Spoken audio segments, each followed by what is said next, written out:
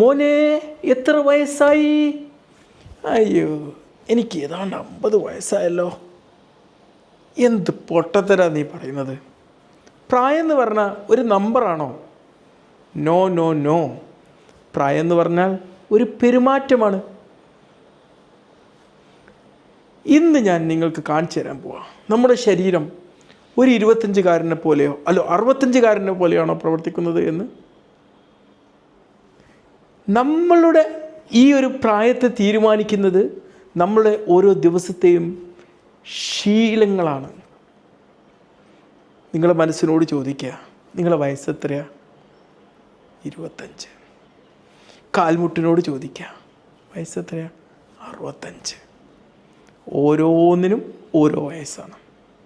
നമുക്ക് വാർദ്ധക്യം വരുന്നത് നമുക്ക് വർഷങ്ങൾ കൂടി കൊണ്ടുവരുന്നതല്ല, മറിച്ച് വാർദ്ധക്യം വരാൻ കുറച്ച് കാരണങ്ങളുണ്ട്. ഒന്ന്, നമ്മുടെ ശരീരത്തിലെ നീർവീക്കം, ഇൻഫ്ലമേഷൻ. 2, നമ്മുടെ ശരീരത്തിലെ പഞ്ചസാരയുടെ കുതിപ്പ്. 3, നമുക്ക് ഉറക്കമില്ലായ്മ. ഇപ്പോഴാക്കി മനസ്സിലായത് ഞാൻ നൈറ്റ് ഡ്യൂട്ടിയാണല്ലോ കൂടുതൽ എടുക്കാറുള്ളത്, വെറുതെ അല്ല വയസ്സനാകുന്നത്. പിന്നെ നമ്മൾ വൃദ്ധരാക്കുന്നത് എന്താണ്? നമ്മുടെ ശരീരത്തിൻ്റെ ചലനക്കുറവ്, മാനസിക സമ്മർദ്ദങ്ങൾ. ഇപ്പോൾ ഒരു മൊബൈൽ പഴയതാവുന്നത് അതിൻ്റെ മോഡൽ കൊണ്ടല്ല, മറിച്ച് അതിൻ്റെ ബാറ്ററി ഉപയോഗം ഇങ്ങനെ കൂടി വരുന്നതുകൊണ്ടാണ്. ഓക്കെ, നമുക്ക് എന്നും യങ്ങായി നിലനിൽക്കാൻ പറ്റിയിട്ടുള്ള 4 റൂൾസാണ് നമ്മൾ ഇന്ന് പരിചയപ്പെടുത്താൻ പോകുന്നത്. ഒന്നാമത്തേന്ന് പറഞ്ഞാൽ ഭക്ഷണം എന്ന് പറഞ്ഞാൽ നമ്മുടെ മരുന്നാണ്. നമ്മുടെ ശരീരത്തിലേക്ക്, നമ്മുടെ രക്തത്തിലേക്ക് പഞ്ചസാരയുടെ അളവ് പെട്ടെന്ന് ഉയർത്തുന്ന ഭക്ഷണങ്ങളുടെ അളവ് കുറക്കുക. നമ്മൾ ഭക്ഷണത്തിൽ പാലിക്കേണ്ട ഒരു നിയമം എന്ന് പറഞ്ഞാൽ, നമ്മൾ കഴിക്കുന്ന ഒരു പ്ലേറ്റിൻ്റെ പകുതി പച്ചക്കറികൾ കൊണ്ട്, ഫ്രൂട്ട്സ് ആൻഡ് വെജിറ്റബിൾസ് കൊണ്ട് നിറക്കുക. 4-1 പ്രോട്ടീന്, 4-1 സ്മാർട്ട് കാർബോഹൈഡ്രേറ്റ്സ്, ഹോൾ ഗ്രെയിൻസ്, മുഴുധാന്യങ്ങൾ. എല്ലാ ദിവസവും നമ്മളൊരു ഉത്സവ സദ്യ പോലെ ഇങ്ങനെ വാരി വെട്ടി കഴിക്കേണ്ട കാര്യമല്ല. അത് നമ്മളെ വൃദ്ധരാക്കുകയാണ് ചെയ്യുക. വാർദ്ധക്യത്തെ തടഞ്ഞു നിർത്താനുള്ള ഈ ഒരു യജ്ഞത്തിൻ്റെ 2ാമത്തെ പില്ലർ എന്താണ്? അത് നിങ്ങൾ എക്സസൈസ് ചെയ്യുക, വ്യായാമം ചെയ്യുക എന്നുള്ളതല്ല, നിങ്ങളുടെ ശരീരത്തെ ചലിപ്പിക്കുക എന്നുള്ളതാണ്. ഒരു ജിമ്മിൽ പോയി മെമ്പർഷിപ്പ് എടുക്കാനല്ല പറയുന്നത്. നമുക്ക് കിട്ടുന്ന ഓരോ അവസരത്തിലും നമ്മൾ നടക്കാൻ വേണ്ടി ഉപയോഗിക്കുക. ഭക്ഷണം കഴിച്ച ശേഷം കുറച്ചൊരു 5-10 മിനിറ്റ് നടക്കുക.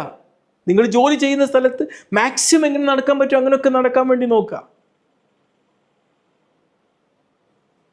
ചലനമുള്ള ഒരു ശരീരം, അതായിരിക്കണം നമ്മുടെ ലക്ഷ്യം.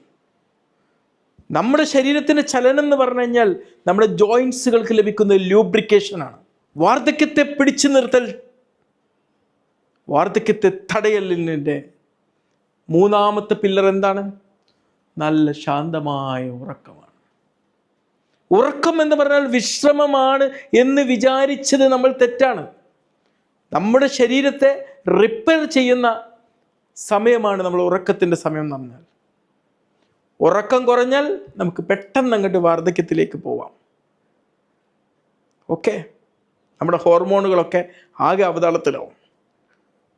നമുക്ക് ഉറക്കമില്ലെങ്കിൽ അതിനർത്ഥം എന്താണ്? ഒരു സർവീസ് സെൻറ്റർ ഇല്ലാത്തൊരു ബോഡിയാണെന്നാണ് നമ്മളത്. സ്ലീപ്പ്.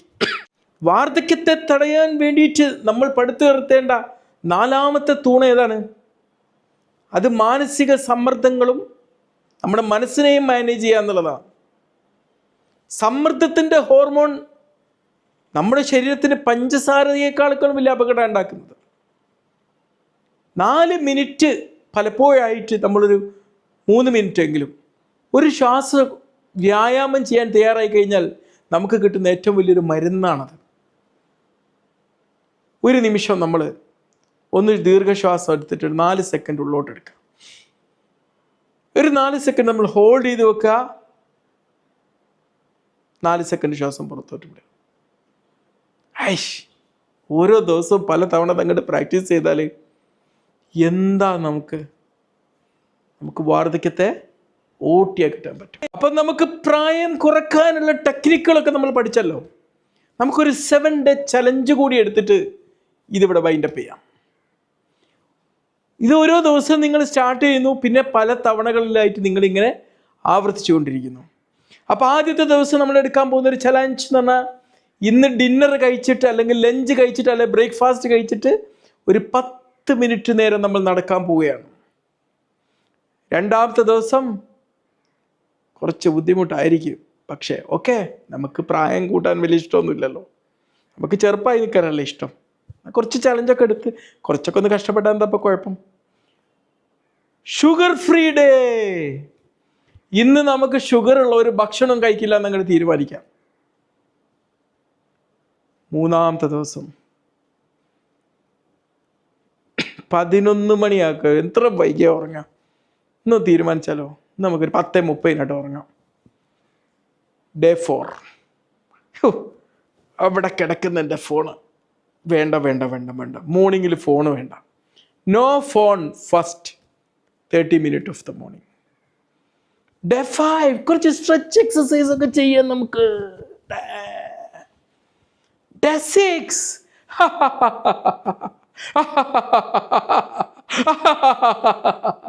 ചിരിക്കുക, ഉറക്കെ ചിരിക്കുക ഒരു 5 മിനിറ്റ് നേരത്തേക്ക്.